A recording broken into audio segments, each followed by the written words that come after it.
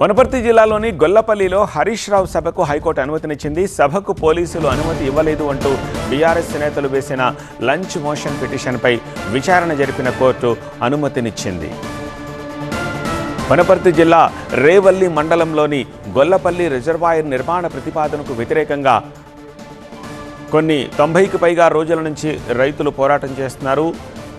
ఏదుల రిజర్వాయర్కు అతి సమీపంలోనే గొల్లపల్లి రిజర్వాయర్ కట్టాల్సిన అవసరం ఏమిటంటూ ముంపు బాధితులు ధర్నా చేస్తున్నారు. ఆ రైతులకు మద్దతుగా హరీష్ రావు ఆధ్వర్యంలో గురువారం నాడు భారీ బహిరంగ సభ నిర్వహిస్తోంది బీఆర్ఎస్. అయితే బీఆర్ఎస్ నేతలు ప్రజలను మభ్యపెట్టే ప్రయత్నం చేస్తున్నారంటూ కాంగ్రెస్ కౌంటర్ ఇస్తోంది. రైతుల సమ్మతితోనే ముందుకు వెళతామంటున్నారు కాంగ్రెస్ నేతలు. 400 మంది రైతులు ఎవరైతే ఉన్నారో ఆ రైతుల దగ్గరికి వెళ్ళి వాళ్ళకు నచ్చజెప్పి వాళ్ళతో మాట్లాడి వాళ్ళందరి అభిప్రాయం మేరకే మేము ముందర పోతాం.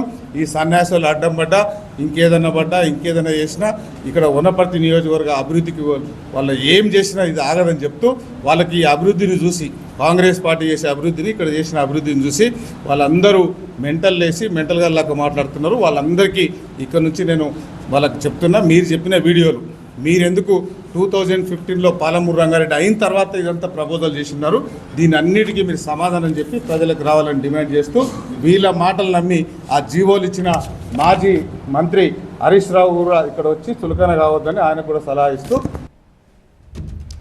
గొల్లపల్లి రిజర్వాయర్కు బీఆర్ఎస్ హయాంలోనే జీవో వచ్చిందని కాంగ్రెస్ అంటోంది. ఇప్పుడు ఆ ప్రాజెక్టును తాము చేపడుతుంటే అడ్డుకునే ప్రయత్నం చేస్తున్నారంటూ బీఆర్ఎస్పై మండిపడుతోంది కాంగ్రెస్.